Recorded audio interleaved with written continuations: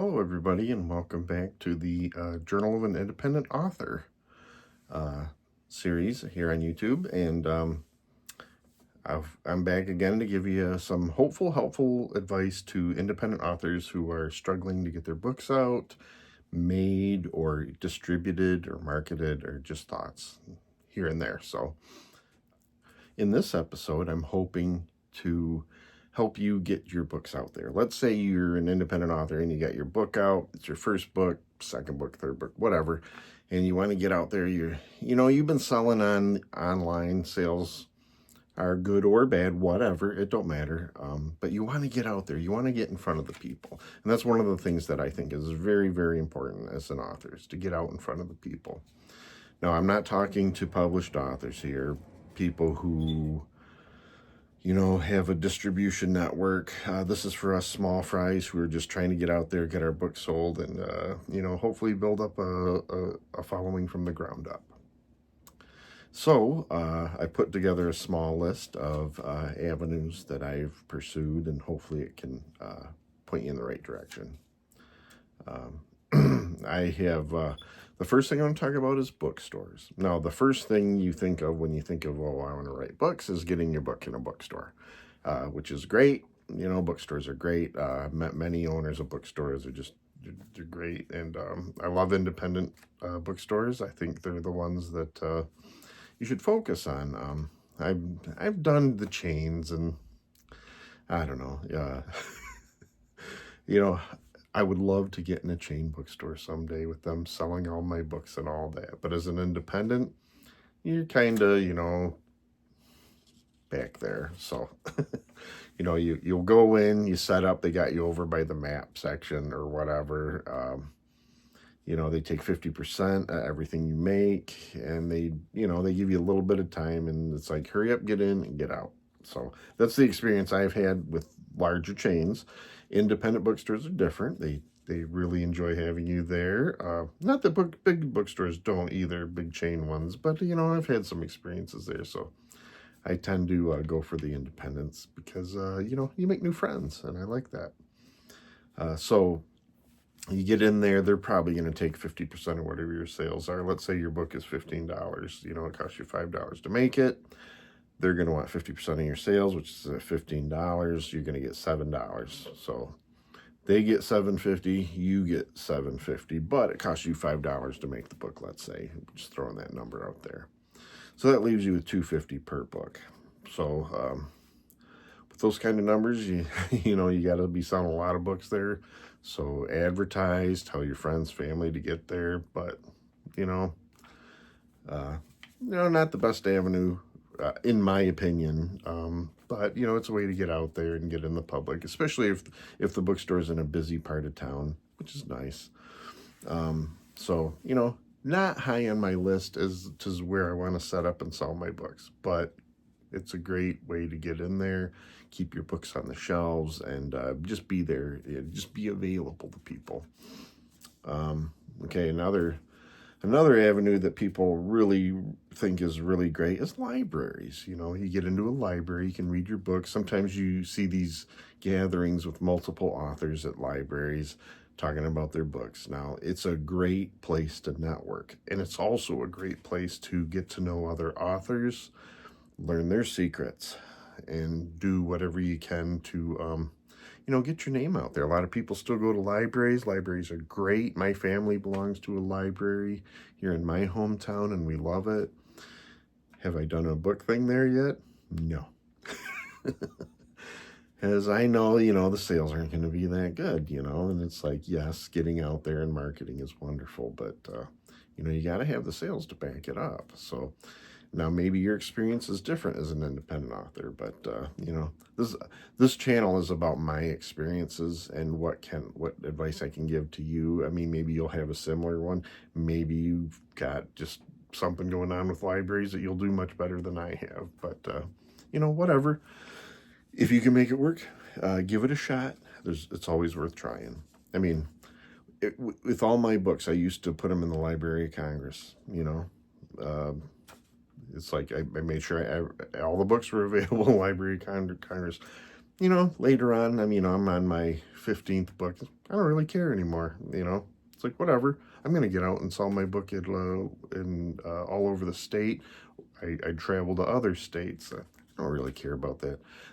And it sounds weird to say that, but, I've been in multiple shows, talking to a lot of authors, and, I guess it works for some people better than others, but me, I don't really see a difference being in the Library of Congress. Of course, I get my copyrights and everything from the government because you want to protect yourself. But libraries, things like that, I haven't had the best success. So, have I gone there and networked? Yes, I have.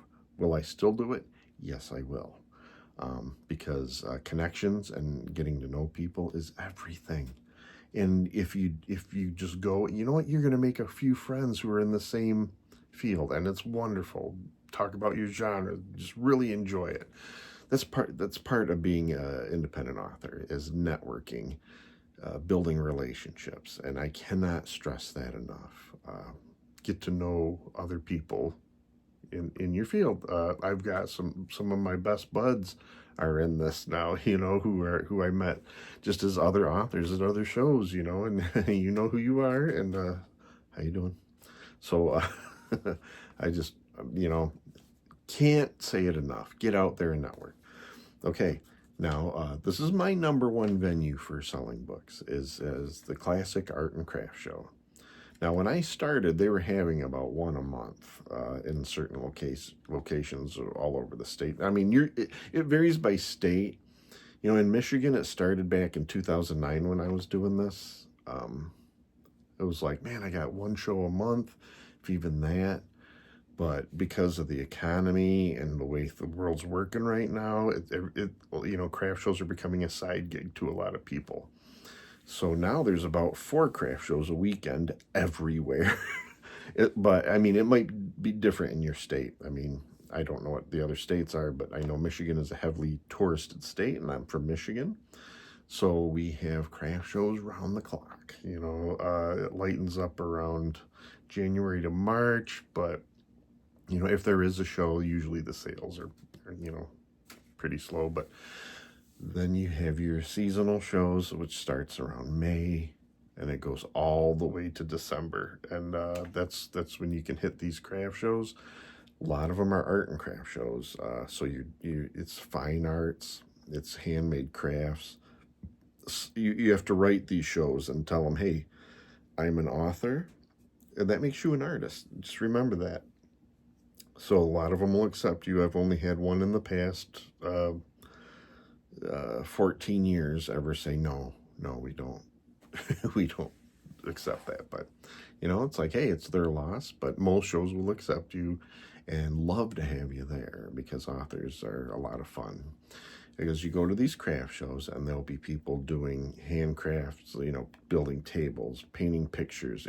It's just a variety, a lot of jewelry. Of course, there's food vendors and blah, blah, blah. But you get in there, set up your books, and you're going to, like I said, network with a lot of people. But now you're networking with people from all over the place.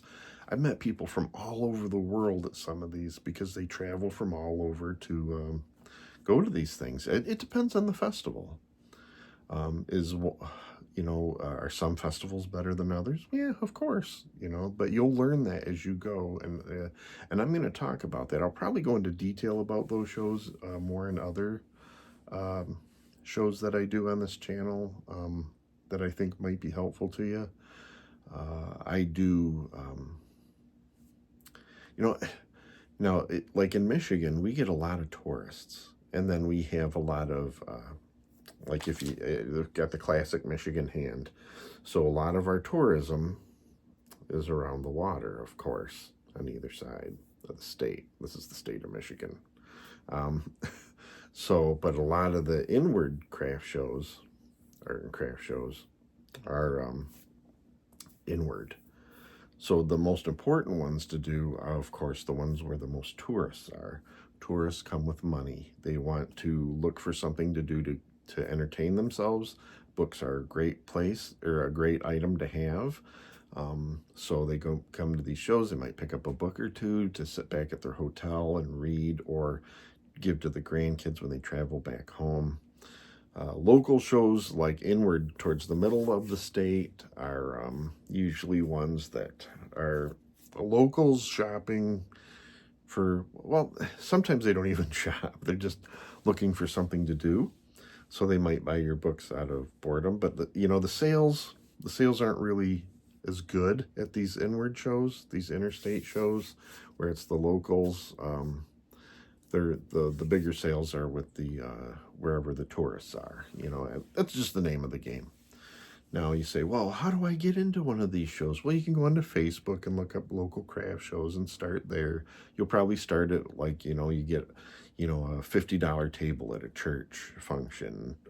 Get into there, unless you're writing stuff that isn't appropriate for churches. But if you're into children's books, things like that, they love it. They love having you there. So I've met many people, had many friends there. So one of the other things is if you go to you'll start there, then you'll start doing like $100 shows, then $150 shows. And this is where it's like, you really got to feel these out. You'll go to a show, you'll pay $50, you'll sell 10 books, let's say.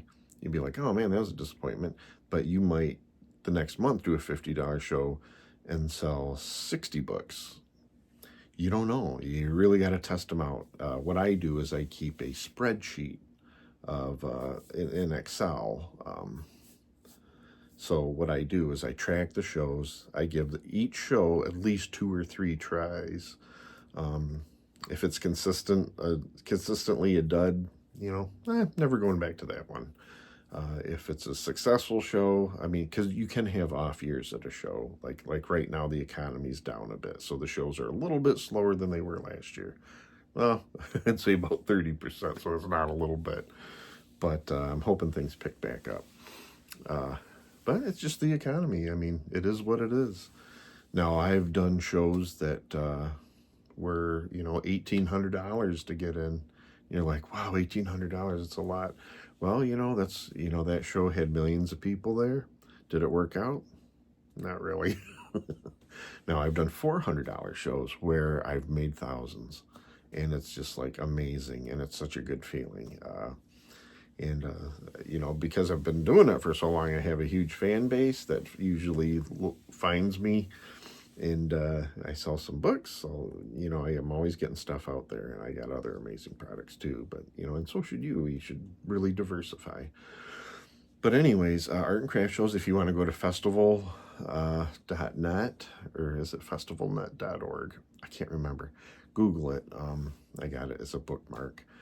You can go to these like Zapplication. It's like application with a Z in front of it. It's a great place to look up shows. And any show at Zapplication is usually a better show. They're going to be more costly, but they're usually the better ones that pay off. I've had a couple duds out of there, which is a disappointment. But, hey, every show is a roll of the dice. So, but that's what you got to get used to as an independent author. Even if you're a published author, every bookstore you go into, you're not going to sign a million books. There might be 100 people there that day. There might be 6 people there that day. You don't know. It's all the market and everything at the time. So, so try that.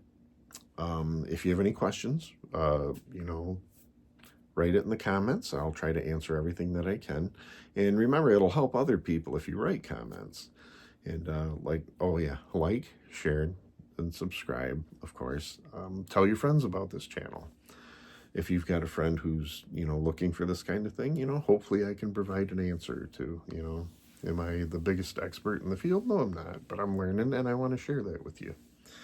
Now, the last one I'm going to talk about real quick, I want to keep this shorter, is I do a lot of Renaissance fairs. I dress up, get my tent, I sell fantasy books. So guess what? Renaissance fairs are perfect for me. And I have a lot of friends there that I've made by doing these shows and selling my books. There's sci-fi conventions or Comic-Cons, wonderful places, especially for my genre. If you're into a sports genre, well, there might be different conventions, card show conventions for sports. There's military writers. There's so many different writers with different talents. and you just find your show and work with it. And these conventions can be pretty good. I did a gaming convention in Grand Rapids, Michigan, and I just met so many connections, wonderful connections that really helped me grow as a writer and as a business, most of all, because it helped me start my games.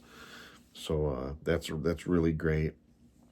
And yeah, if you have any questions about any conventions, let me know. Like I said, usually the more you pay for a convention, the more it's going to pay off. That's the rule of thumb, but it's not always the case. I've had really cheap shows that are very bountiful, and I've had very expensive shows that, you go home with a little tear in the eye. But it's the name of the game. So, all right, we're going to go into, the shameless plug.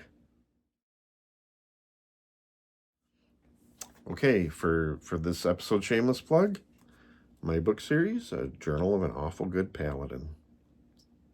Sorry, I'm trying to get the thing up here.